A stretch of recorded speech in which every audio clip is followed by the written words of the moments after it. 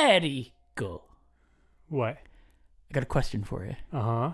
What video game are you proud that you beat so much so that like you would like brag about, or that you're like you carry around as a thing of pride, going back even from like even from kid, I would say start retro, because I'm assuming there's more than one. Yeah. Okay. So start old school and then work your way up, because I already know what a couple of the bigger ones are going to be. Because I have my first answer. There's one, and hopefully as we're talking, it will jog my memory, because I can't remember what it is now, because there was a somewhat notoriously difficult one, and I want to say in the 16-bit era maybe, that I beat, but I can't remember now. So you can't remember the game? Not at the moment. Oh no. my god. And yeah, that drives me a little nuts, because I remember it used to be like one of those bragging points, sort of like I beat that, but I don't remember what it is now. But way back in the day, on the Atari 2600, I remember one of my big accomplishments. At that time, since I was very young, it was one of my great life accomplishments. Yeah. Really, is I flipped Missile Command. Oh wow. And of course, for people who aren't aware what flipping is, scores could only get so high, and if they got so high, it would either break the game or it would literally flip back to zero, and you would keep going. So, and in some the games that you could do that was a big deal. Like I flipped this game. Yeah, it's like 999,999. Yeah.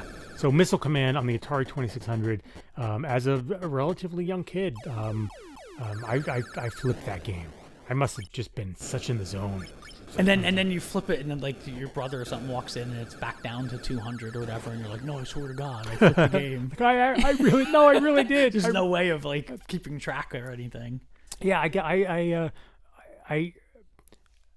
I only a little bit remember being fully in the zone, because I more remember being in the zone on the Atari 2600 with Kaboom. Oh God, Kaboom is such a great game. Oh, Kaboom was fantastic. It really pisses me off that you can't play anymore, because you need like you can still get the game, but you don't have the yeah, and you have to play with the paddles. Yeah, you have to. Okay, I remember there was a technique to that. And I remember with that game, you would, for me at least, you kind of had to like let your vision drop and go blurry. Yeah, you no longer. It's like when you look directly at the moon or something like a star. If you look directly at it, you can't really see it. But if you kind of like go into that weird spot where you see everything. Yeah, it was this odd thing. So you just sort of went into this zone where you're like, yeah, and you knew when you were there, because you were just catching everything. And if you zonked out of it. Yeah, for even a second is when you. Yeah, even when the buckets got thin. Yeah, they would get those really thin buckets, but you were just. Yeah, that was the Missile Command. I apparently could zone out in the same way with Missile Command on the 2600. Yeah, I remember flipping that and just being like, "Yeah, that's right, that's right." Just drop the Atari controller. Now, so what sparked the question? There must be one then for you. That's the case. Well, yeah, I mean, with the Nintendo, there were like. Metroid was like the one I've told the story before, where Metroid was one of those games that you remember the original, you had to grind. There was a lot of like grind. It was like one of the first games I remember having to grind, where you'd have to fill up the tanks, so you just stand at a respawning spot and kill things over and over again, so you'd get enough rockets and you'd get enough. Did you play the original Metroid? You didn't have the original. I did. Yeah, I didn't have the NES. So any Metroid that I played came much later. I think I'm not even sure that I've ever played the original. So I think I only played some of the primes. Okay. The original Metroid was still one of my favorite games, but it was this long, like, kind of open world where like there was a lot of grinding that you had to do. Like if you died, or you got into a crazy battle, you'd have to go stand at one of those locations where you knew, and you might be there for hours just to get like your health to or fill whatever everything back up again. But I remember that I stayed at home sick one day from school and I beat it. Like I remember it was like 1 o'clock in the afternoon. I beat it, and it was like this. Such an accomplishment that I beat Metroid. I like the sick part, because it reminds me of one day in school. It was in high school. I want to say freshman year.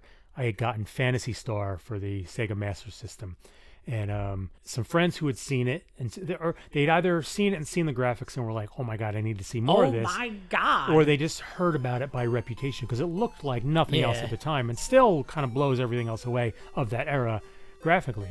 So, and I had just gotten it, and I was just getting into the game, and I was just like telling everyone about, like, "Oh my god, this is incredible!"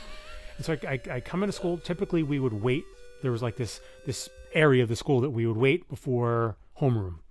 You know, when the buses are letting out. You know, the usual drill. So I walk in, and as I'm walking in, there's a couple of friends who are like sort of asking me about it. No, you know, how's that Phantasy Star game? This, that, and the other thing. And I'm just like, I can't wait. I can't wait to get home and play it. So they're like, well, then let's just go to your house and play it.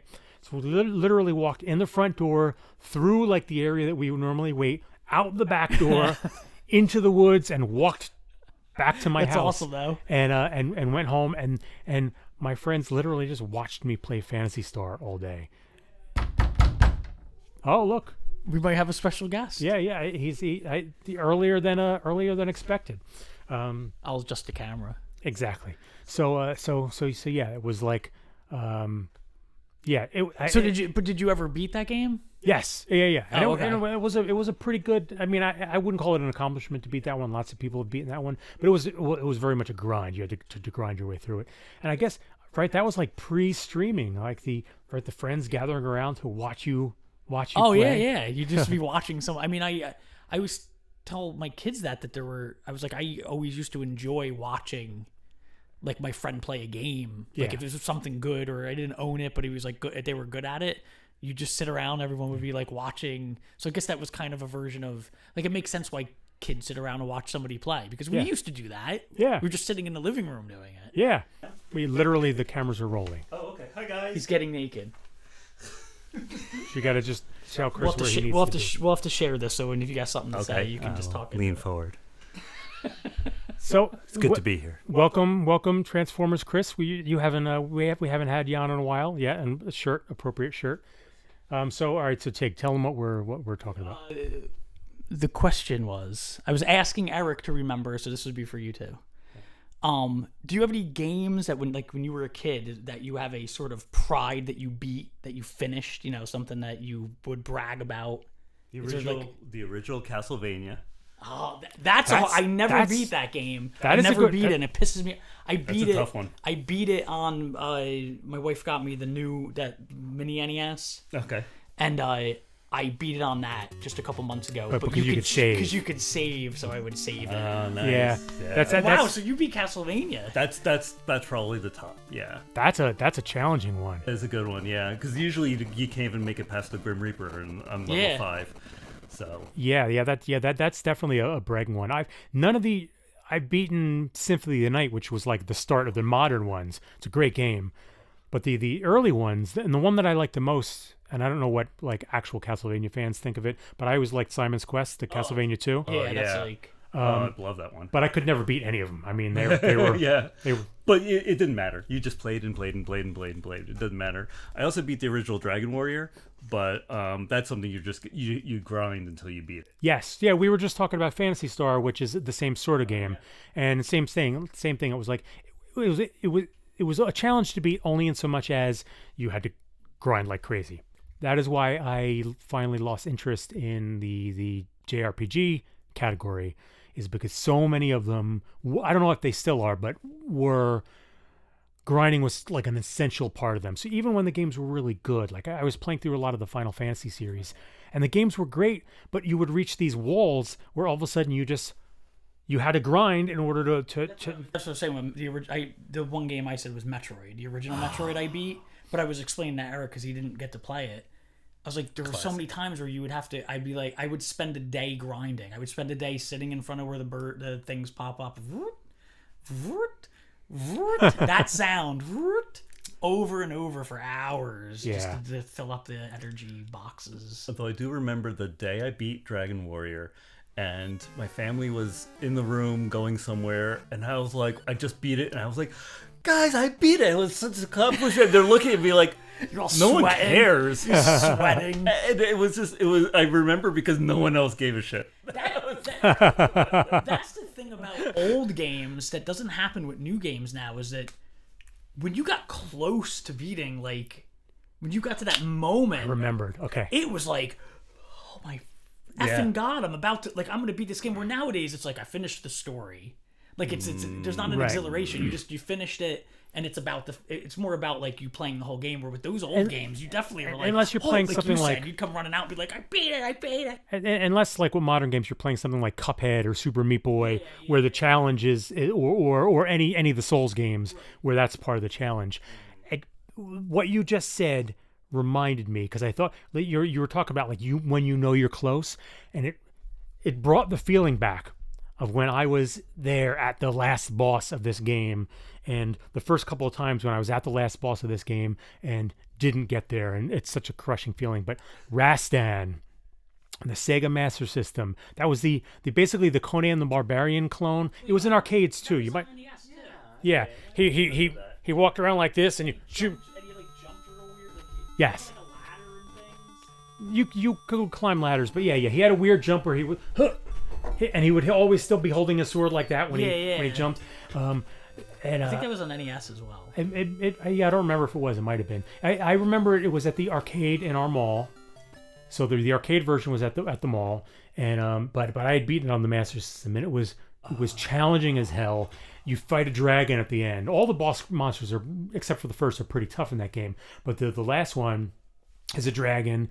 Once you get there, there's no more lives. So it's like, Yeah, I do remember that. Yeah. right? Okay, yeah. And the first time or two I got to the dragon, of course, got defeated, and that is just the most crushing thing, because you just played what felt like an eternity. It probably wasn't that long, maybe an hour or two, but it felt like an eternity. And so when I finally beat that game, I was just like, I beat it legit. I still brag to that.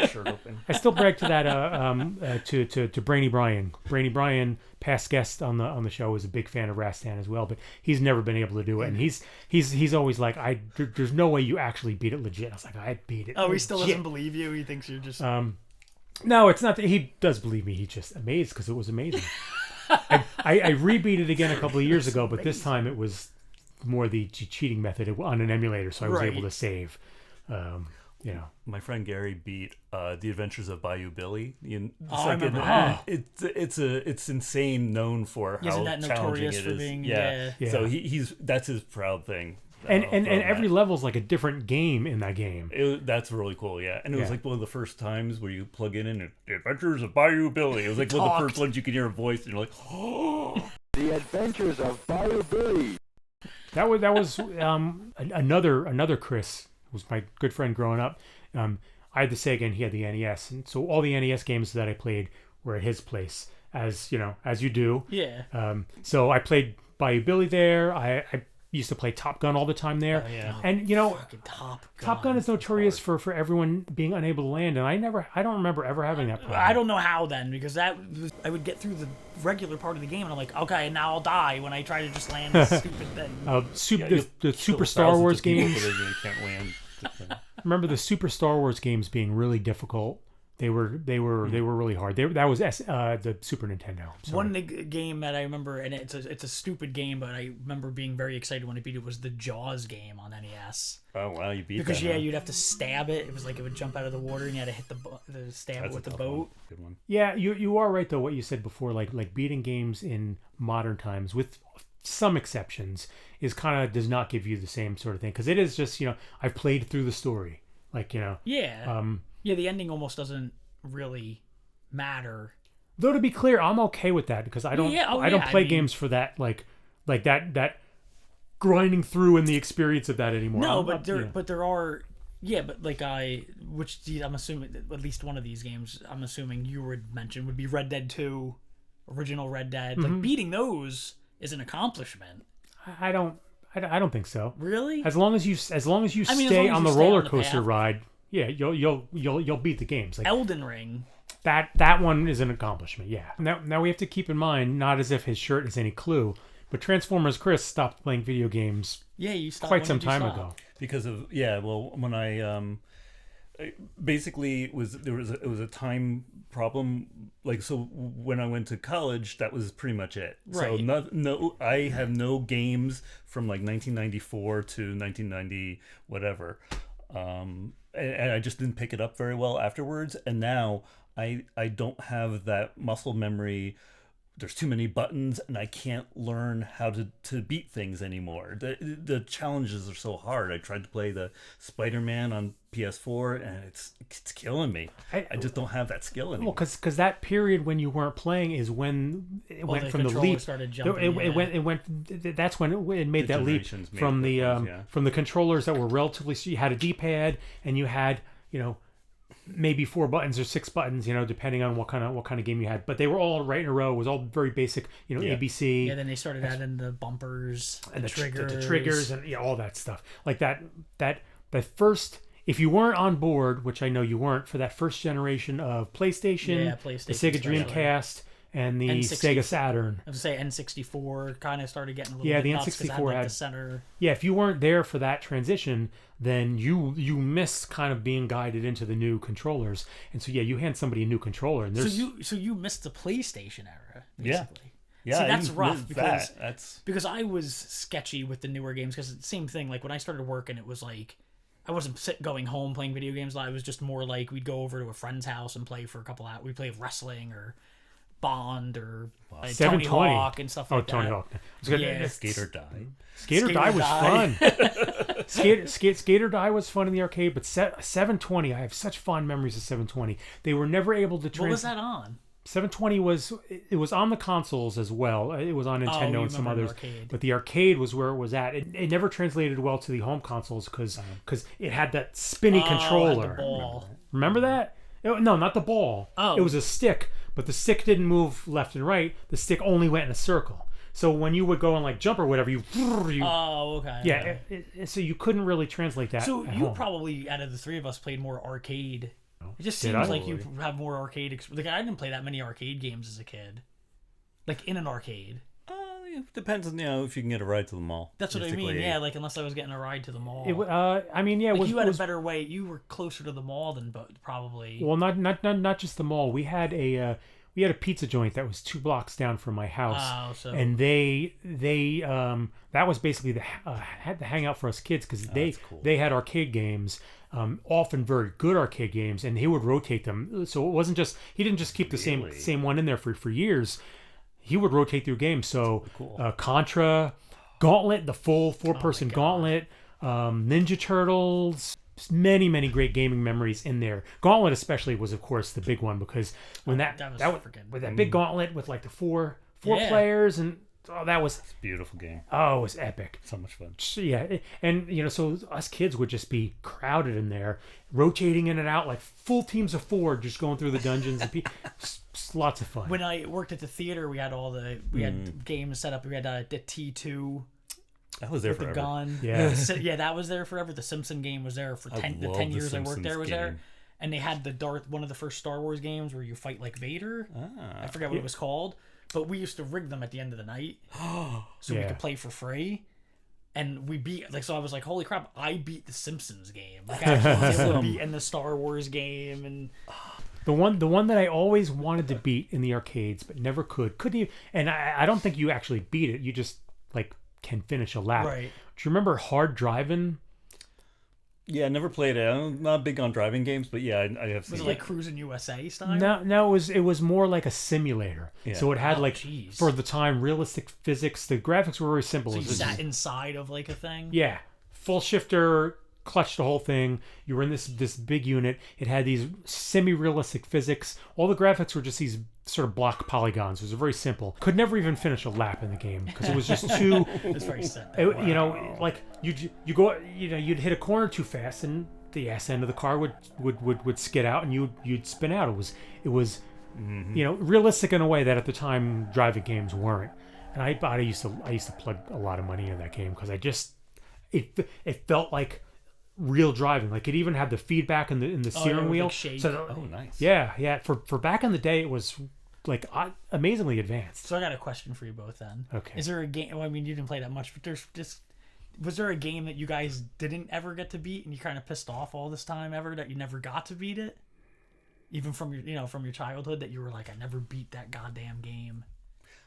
I would say some of the ones I rented because you you we have to could bring rent them back. video games, and yeah, you dedicate like, okay, I got Eight Eyes or something, and like this is gonna be my weekend. I'm gonna play it, and you don't beat it, and you kind of feel rough. like I didn't rent games that much, but that was my reason why. I was always afraid. I was like, well, if I can't beat this, I'm gonna be pissed off that I spent all my time doing it. yeah. So there's a lot of those that I would ride my bike to the store and get a video game for 99 cents for a day or something like that. Yeah. There was something recently I can't remember where I think I got to the end boss or one of the bosses near the end boss, and I don't do well with boss monsters even in my best gaming days. And I'm a middle-aged dude now, and then some. Like I don't have those skills anymore. So I hit the boss, and I think I might have tried like 8-10 times, and I was like, okay, I'm done with this game. That's it. Just give up. I was actually going to bring that up because I don't play games for that challenge of beating it as much anymore. Like I've played Cuphead and it's fun, but it's tough. I cannot be. I want to relax. I want to have fun. I don't want to be that challenged. And I think sometimes some of these video games know that, and that's why they're a little bit easier. But just so you know, they now have a lot of the bigger games. They have those what do you call settings where it's like Game they Shark? call it story mode, or they Yes. call it okay. Yes, a Mass lot. Effect. All the mass you might like enjoy that Story mode, or whatever. so you're not going to be. Yeah. So you're really kind of just playing through the game story, and sometimes you get into a shootout, but it's made so that So it's very very easy to get through. Yeah. I really even though was I it don't Red Dead like that too? Couldn't you play like in some kind of? I don't remember if Red Dead had one, but yeah, you're seeing that a lot more often now, and I'm fully in support of that. I don't A lot tend of to. people complain about it, which is ridiculous because like you're playing the game for yourself. Let people have fun. Yeah. I mean, I don't tend to use them because for like modern RPGs aren't particularly challenging, so it's not a big deal. But if somebody just wants to play the story, which is understandable for a game like Mass Effect, which has a terrific story, then let them play through the story. Let them have the experience that they want. For the people who are like, no, you got to get good. You can. Yeah, go get good. Jack up the difficulty and get good. Like no one's stopping you.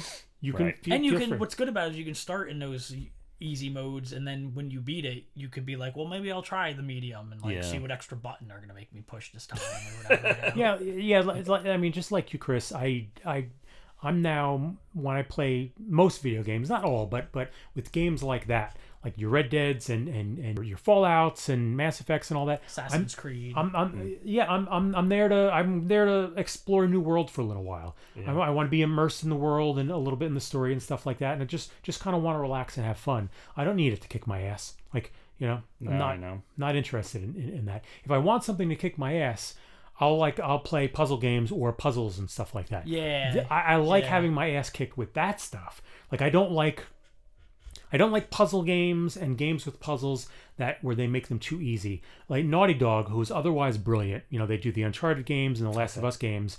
When they add puzzles in the game, if you haven't solved the puzzle within like 30 seconds, the characters will start talking about the solution, and I hate that. That's annoying. Because I like time-related things like that. I like solving puzzles. Yeah.